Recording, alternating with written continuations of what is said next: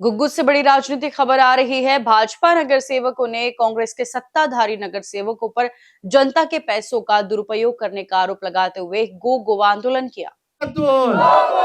अरे वाटरमॅन कुठे गेला? अरे सगळेजण कुठे गेले? अरे अध्यक्ष मॅडम कुठे गेल्या? अरे उपाध्यक्ष साहेब कुठे गेले? अरे सभापती लोक कुठे गेले? अरे नगरसेवक लोक कुठे गेले? अरे अंगनवाडीच्या पैशातून गुसगुस नगर परिषद के नगराध्यक्षा और उप नगराध्यक्षा समेत अन्य सत्ताधारी नगर सेवक शहर के भीषण पानी संकट के बावजूद सरकारी पैसों से गोवा यात्रा पर गए। भाजपा नगर सेवक विवेक बोड़े ने आरोप लगाया है कि यह सिर्फ मौज मस्ती और सरकारी निधि की लूट का प्रयास है।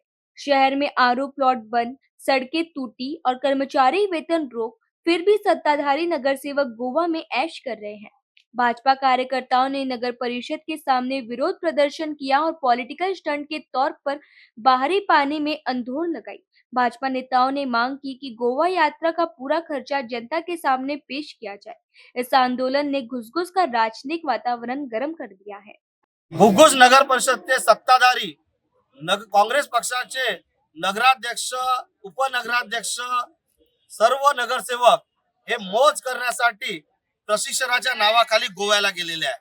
या पुरोगामी महाराष्ट्रामध्ये अनेक प्रशिक्षणाची केंद्रे आहेत। चंद्रपूरमध्ये आहे, नागपूरला आहे, पुण्याला आहे, मुंबईला आहे। अरे अशा परिस्थिती असताना सुद्धा हे लोक सर्वजण गोव्याला प्रशिक्षणासाठी गेलेले आहेत। गोव्याच्या मातीमध्ये, गोव्याच्या समुद्रामध्ये अशी काय जादू आहे की ते प्रशिक्षण आपल्याला करता येत नाही। अरे अशा अनेक संस्था आहेत भारतामध्ये ज्या प्रशिक्षण आयोजित करतात, नामवंत संस्था आहे, त्या सोडून आपण प्रशिक्षणासाठी गेला।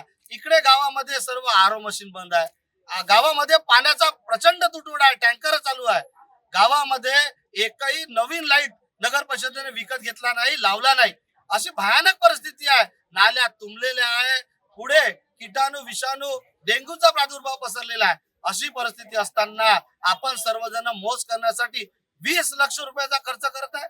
9 नगरसेवक गेले, 3 इनोवा गाडीने गेले, सहपरिवार आपण फिरासाठी जात आहे आणि हे 20 लाख रुपये समजा चांगल्या कामात लावले असते तर आज गुग्गूच्या जनतेने आपल्याला आशीर्वाद दिला असता। परंतु माझ्या गुग्गूच्या जनतेला सुद्धा आव्हान आहे, अरे आपण निवडून दिलेले जे लोक आहे हे लोक मजा करण्यासाठी गोव्याला जात आहे प्रशिक्षणाच्या नावाखाली आणि आपण सुद्धा यांच्याकडे लक्ष ठेवलं नाही तर उद्या विकास तर सोडून द्या, परंतु हे पूर्ण नगर परिषद हे मौज मजेची जागा ठरणार आहे।